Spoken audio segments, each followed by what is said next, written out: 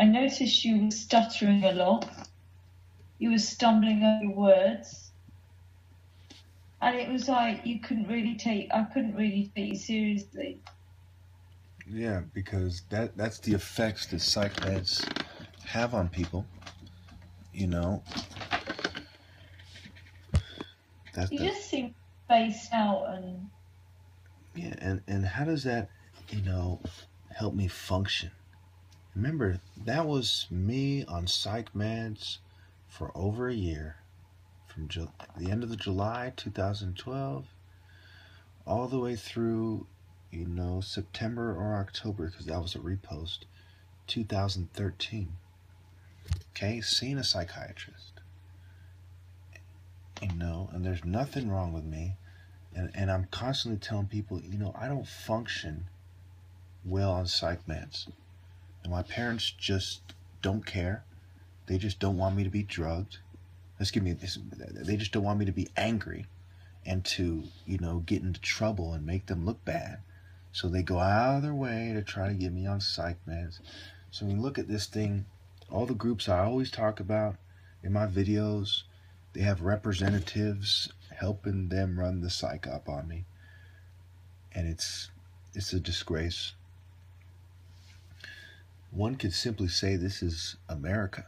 This is Western culture to kind of sabotage the opposition, the way they sabotage the underdeveloped world.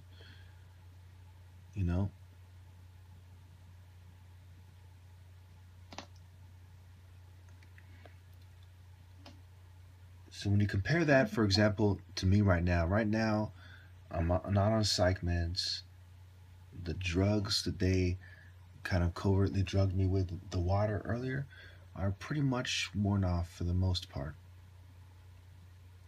They pretty much worn off. How would you compare my functionality, my behavior, how well I'm functioning to, right now to that video in 2013? well, in comparison, you're more coordinated, you're coherent, you seem to know what you're talking about, you're focused, you just generally like coming across as like your sound of mind. Whereas in that video, you seem, like I said, spaced out, uncoordinated, stuttering. Nobody would really take you seriously. And also another factor is that you come across as pretty dull. Like slow. Which I noticed you're not. You're coincidentally you're not like that when you're not on any kind of antipsychotic or suppressant drugs. So I'm guessing there's that kind of not guessing. It's kind of fact. It's a fact. But there's a difference between what you're like now and what you're like in that video. So, remember the other day I covertly recorded an angry argument we had. Do you think my anger reflects mental illness, or I was angry for a logical reason? No, you were angry for logical reasons. Now, if I were to say that even if I was angry in that way for most of the day, I still strongly believe that I would be better off than behaving that way, being angry, than I would be on psych meds behaving the way I was in 2013. What would you say to that? No, I'd agree. But yet they want everyone to believe that I am not qualified to make that call, that I have no right to determine what is best for me, even though I am fully prepared to accept the consequences for me being off medication, quote unquote, even though I know that it would give me a priceless excuse to misbehave if I pretended that I was mentally ill. Because I would be able to... Well, it's obvious that you're not mentally ill, but it's distressing when people don't want to listen to what you're saying. It's easy to be critical and just isolate the way you are, as in your personality, as in saying, okay, the easiest way to describe this person is that they have a mental disorder. When in actual fact you don't have a mental disorder. People aren't respecting you. And I just think that, you're just misunderstood. Yeah. When you look at the history of eugenics, how they said that at one point it got to the Supreme Court and they decided it violated the Equal Protection Clause. In other words, they weren't judging the rich with the same scale, they were judging the people they're doing eugenics on. And we see that time and time again in society, with institutional racism, with the differences in the sentencing that has to do with narcotics, cocaine, crack specifically. We see that in many areas. It is pervasive in American society and almost certainly in Western society in general. So when you look at what's going on with me, I don't think any rational person would be surprised, especially when you look at these corrupt groups with a long history of abusing good men, the pharmaceutical sector, and the history of psychiatric abuse, pharmaceutical corruption, and the billions and billions of dollars worth of lawsuits that they've settled, even in just the past 20, 25 years alone. You look at law enforcement and their history of corruption and the code of silence. You look at but the whole I was just going to say the key purpose of eugenics is just mind control. So that's what they truly want to do, I guess. It's to control you, to make sure that you follow the conformist society. You don't derail, don't impose your thoughts, don't be an individual. You know what really started this whole thing off is when I went, what started all this was when I started talking about psychiatry to my parents. That's why I put those on the list, right? The main two things that need to be exposed are my top martial artist challenge, and I gave a long list of reasons. I'll just briefly read some right now. It's a sacred tradition. They cannot be faked or denied. Preserving and safeguarding tradition, countering eugenics while getting my view out is key. A lot of people don't understand the importance of giving, a black person or any person who the eugenicists deem inferior their rightful place, because it destroys their argument. If this race is inferior, then how come it was a black guy who trained himself? There's no genius white trainer. The myth of the genius white trainer is exposed. I did it myself, and I need to secure my rightful place. People need to respect me. They need to know I have those leadership qualifications. They need to know that I have a mind, body, and soul, connection that is powerful, and it establishes my superior perception and understanding. So really, everything else becomes secondary at best compared to the top martial artist challenge and victory and its relevance. This needs to get out there, regardless how anybody feels about it, regardless how the white racists, the gays, the feminists, all the groups I talk about who don't want to see me succeed, regardless how they feel about it, I need to secure my rightful place. But number two, the psychiatry, right? This is how it started. I was printing out things and putting it on my kitchen counter, for my parents' kitchen counter, rather, because they wanted to say that my cousins had the same random seizure disorder that they thought I had and were proven wrong over the years, which is temporal lobe seizures. So I started printing them out, a lot of information that they did not want to see. but that yet they thought that they were right. And that led to, within a few months or so, to me being taken to the psych ward.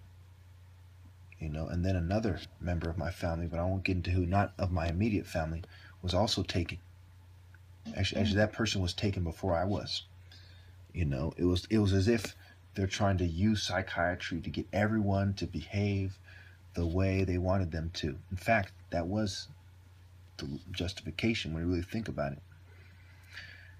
And I remember them talking to me in a way that would suggest that was the purpose of getting that person to the psych ward. Not enough political activists talk about it. It's the most profitable sector, the pharmaceutical sector. These are some of the main criminals that hold people down. It is key in mind control.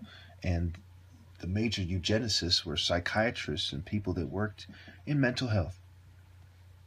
So it is really disturbing, when you see the biological psychiatrists, the social biologists, and so on, and how people are quiet when these things are definitively connected.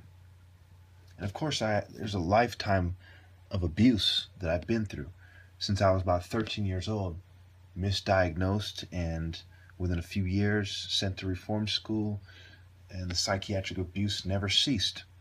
So I see that this is a very effective and potent weapon for controlling people who they deem a threat because they're smarter than the status quo, such as in my case. They're more, gifted, such as in my case, or they're just more respectable in general. They don't want people to respect anyone who's not in their network more than they respect the people who are in their network. Any thoughts?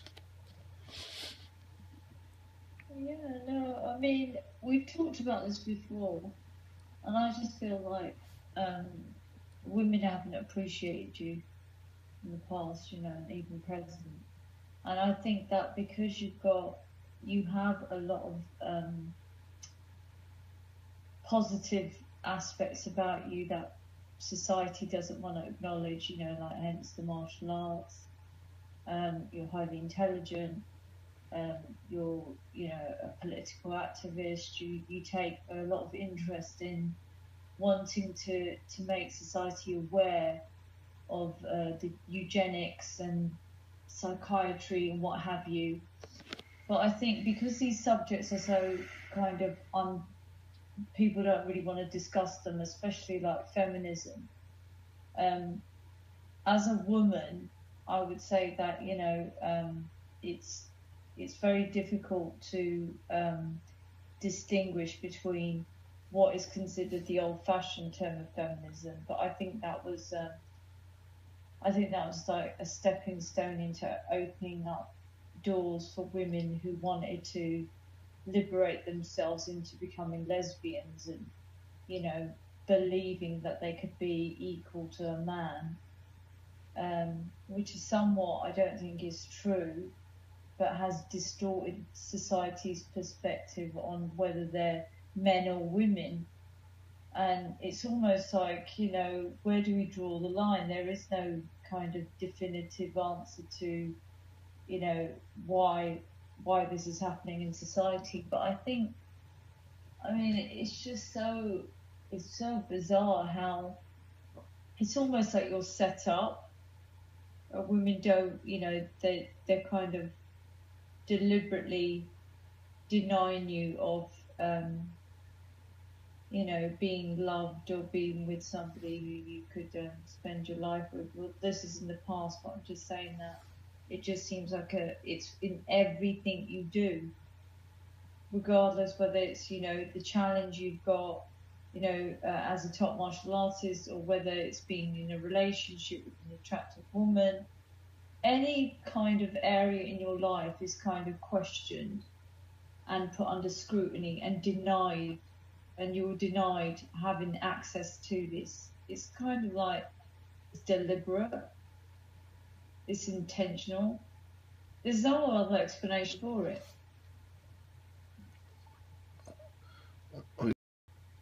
Yes, you make a good point because it's not just the women who are, gold diggers and conformists. It's also the feminists and their attack on Christianity. The New World Order is sort of attacking everything I stand for, and women are a big part of this. Remember, you were telling me about this Australian psychologist or something, psychiatrist, something like that, who was saying that Yeah. martial arts was bad for children? Yeah, I mean, basically, I was reading, yeah, I was reading this article about this study that was conducted. It wasn't in Australia. This was conducted in Britain, the UK, and basically it was that science hadn't actually, neuroscience hadn't actually looked at statistics around martial artists and martial arts in general. But usually it was just used as a quantitative kind of statistic in the past to see, something they had to do just generally. But then they noticed that there'd been a rise of interest in youngsters who were taking up martial arts, and the sport seemed to be 1 in 5 of the most sports that people participate in, particularly children. And psychologists felt that it was an area that needed to be addressed and looked into, because they felt that it could have negative impacts on antisocial behaviour. So they addressed this to the science, the Department for Sports Science, who now keep a close eye on how this sport affects youngsters as well as adolescents and so on. Well, absolutely. When we look at the global agenda and how people cite studies from different countries, and you look at the gun laws relating to mental health, and I don't know if it's true, I'll look into it, but someone told me that when marijuana is legalized in California, that if you have a cannabis card, you lose your gun rights, which really doesn't make sense unless you look at it from the perspective of the bigger picture and to deny people a certain capacity to protect themselves. Alcohol is not just consumed by the poor and the middle class, it's also consumed by the governing class and the corporate elite. So these kleptocrats do not want alcohol to be illegal. They don't want to lose their gun rights because they indulge in alcohol. But marijuana, as you probably know, is associated with poor people and lower middle class, maybe middle class. Of course, some rich people smoke it. But it's also associated with a revolution. In fact, right now I'm wearing a Bob Marley shirt that says, "It takes a revolution to make a solution." So when you think about the Rastas, the dreadlock guys, the hippie protesters from the 60s and so on, you think about, kind of Mexican immigrants and, drug dealers and so on, you think of more kind of militant or rebellious portions of society. So, when you look at this thing, the gun grabbing going on, which no one can deny, I mean, when you look at how they're pushing for more mental health, and then they want to take away the weed smokers' guns too, it's like, whose guns aren't they taking? And when you look at how the country is mapped out, right? Where do they have the more lenient gun laws? They're in the kind of white Republican states. So it seems that they're setting up a situation for white people in America to have guns and for minorities who are being misled by liberals to be disarmed. That's how it appears. I think that some of those, those states, these kind of white Republican states, they're against the government, but they're also against minorities and black people. So I think it is fair to say that we, especially from my martial arts perspective, self-defense being an important part of it, that there seems to be a sort of push by the white establishment and the Jewish globalists to use white people for the role they have been historically used for by the elites, regardless what race the elites are, which is to keep blacks in check by giving them superior technology and a little bit more money and privileges than, the minorities. Any thoughts?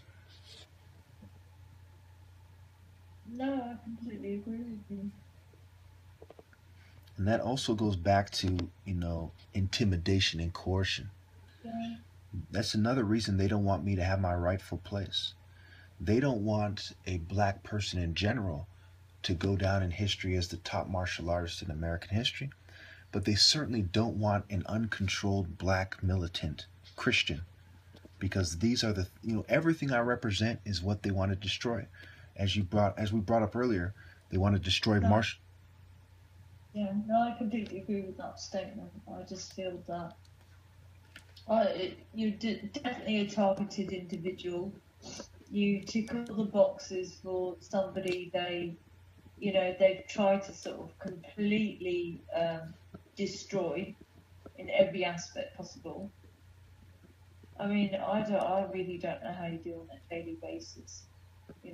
Being drugged, fumed, stalked, gang stalked, terrorized constantly, and then you still manage to do your routine, your martial arts, and maintain the championship for your martial arts. I don't know how you do that. Yeah, I don't know. and I've set a record that you'll probably never see anyone beat. And you'll never see it recorded in the Guinness Book of World Records for political reasons, as far as speed. I mean, just to tie, one of my kind of average demonstrations, they would have to do 14 hits from their trapping range. The Wing Chun and Wushu guys, the faster martial arts, in zero point 0.7 seconds. Can you imagine them trying to do 14 hits from their trapping range in 0.7 seconds? And that is quite a task. No, but no. The other thing that sticks out is that there's no way that you could have any kind of mental health illness, because with martial arts you would need to be using your mind, body, and soul, especially through sparring. You have to have these kind of skills, and if somebody was not stable, they would not be able to continue this challenge for the amount of years you had, then keep up with the routine despite being drugged, fumed, gang stalked, and intimidated in every way possible. I just don't know.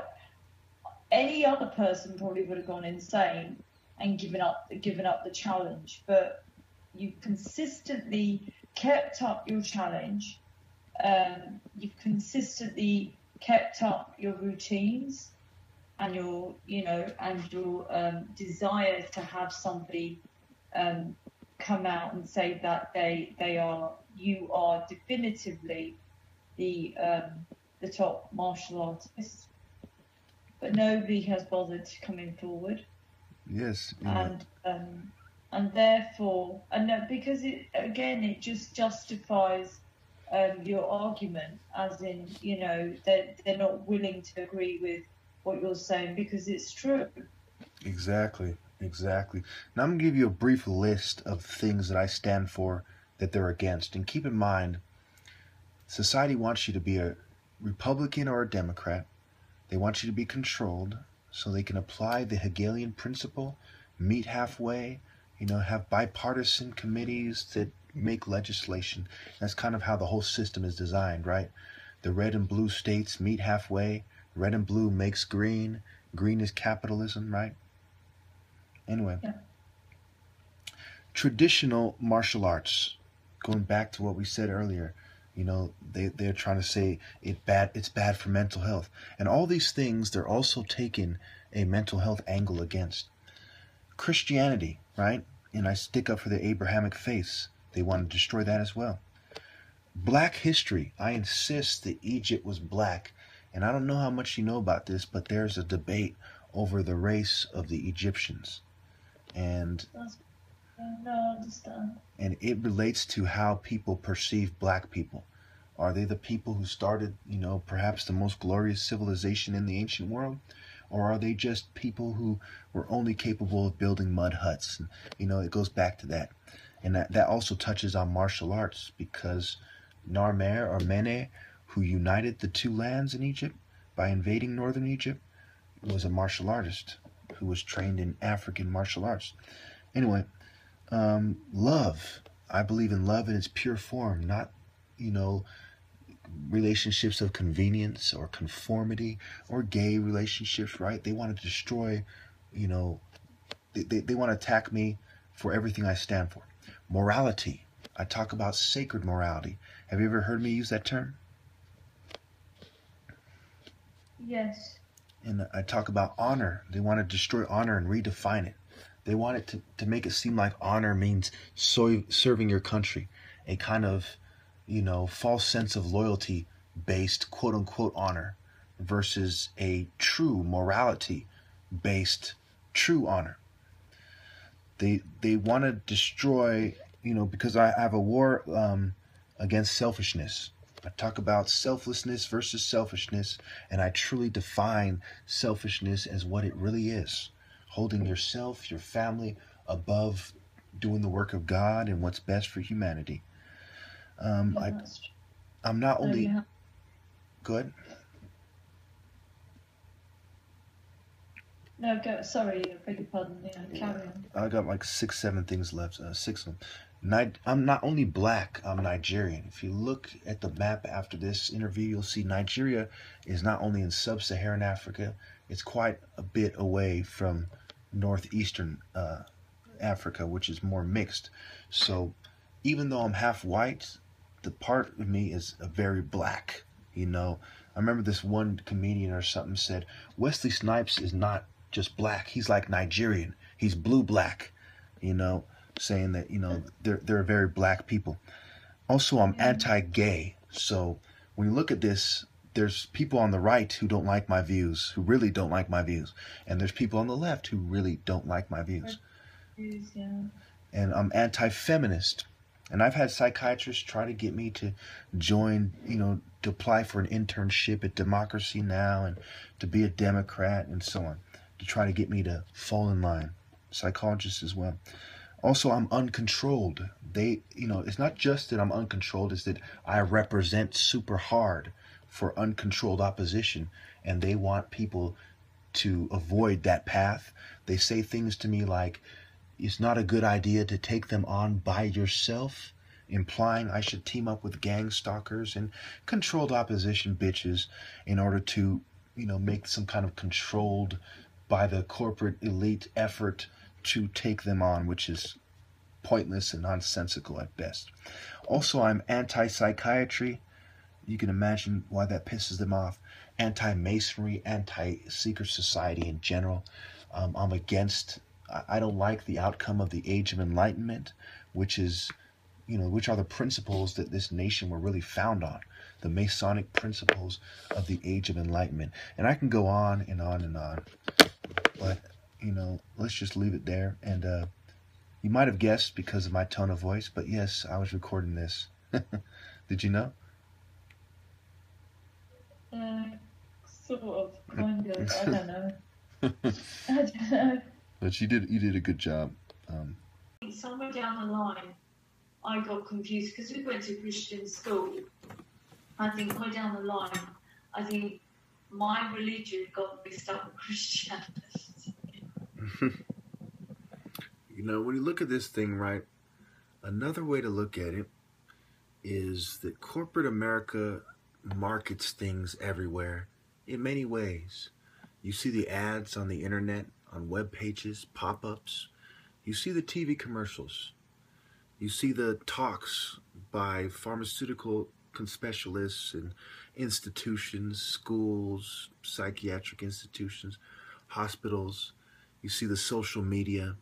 You see them using their network to spread their message on social media, um, and in institutions every chance they get, right?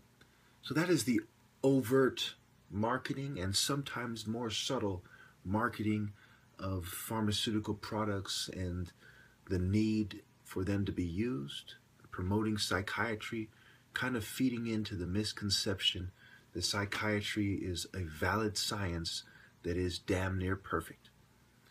But one thing that people, for whatever reason, fail to grasp, that they're not only marketing their products using these institutions and networks and trying to influence philosophies with their marketing campaigns that they spend billions on every year. They're also marketing themselves.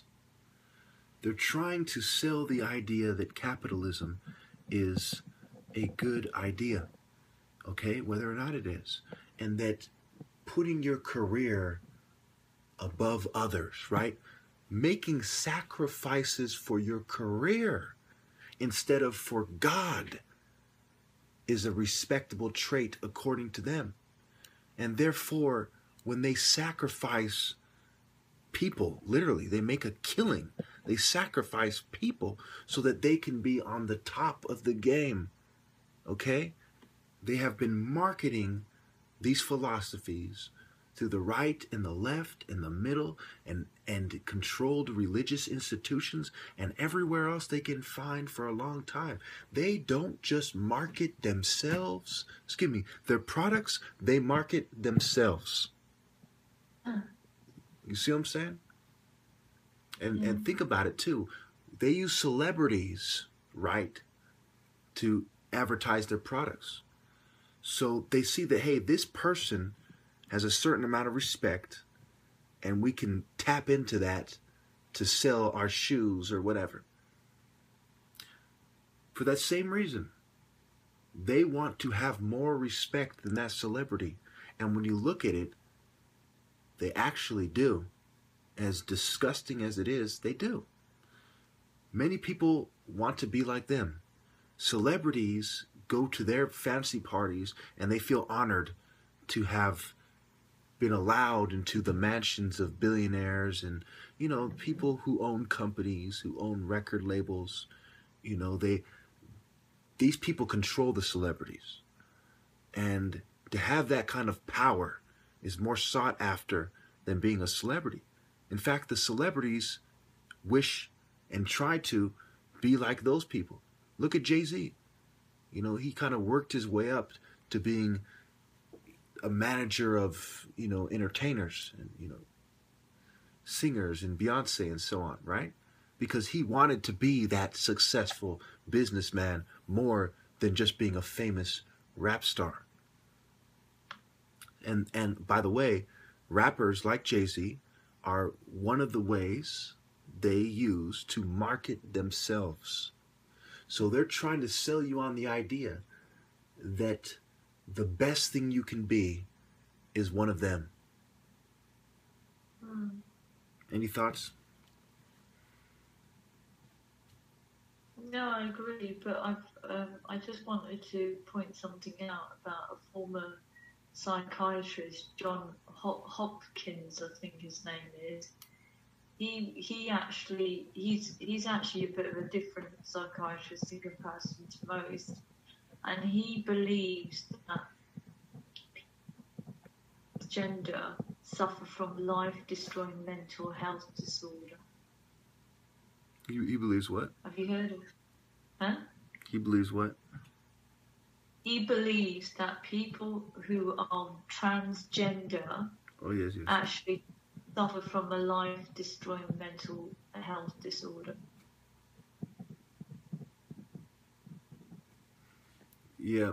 Then they have the gender identity disorder. Yes. All this is very interesting because there are a lot of gays who have mental health issues who are in the psych ward right now, and Yeah, Absolutely. here he says this: the pro-transgender advocates do not want to know, said McHugh, that studies show between 70% and 80% of children who express transgender feelings spontaneously lose their feelings over time. Also, for those who had sexual reassignment surgery, most said they were satisfied with the operation, but their subsequently psychosocial adjustments were no better than those who didn't have the surgery. Yes, being gay to some people is a way of lashing out and rebelling. You even see it in prison.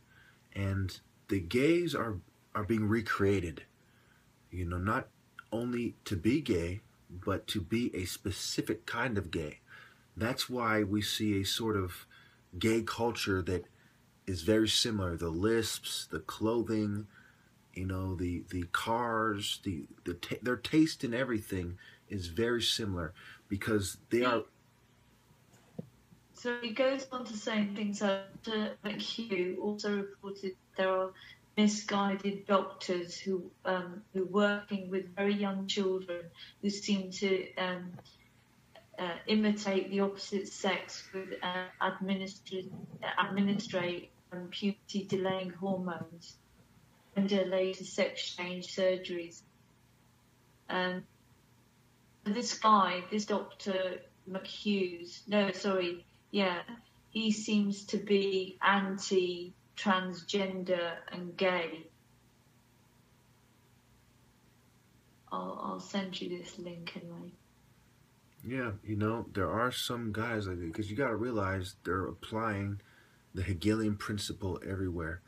You know, they intend to create, to bring. Oh, by the way, he was the former chief of psychiatry. So I don't know why he was the former. So that's an interesting aspect to it as well. So. Yes, all this, is part of what they're doing. When you look at the letter. Yeah, but they're also, I don't know if it's the same in the States, but currently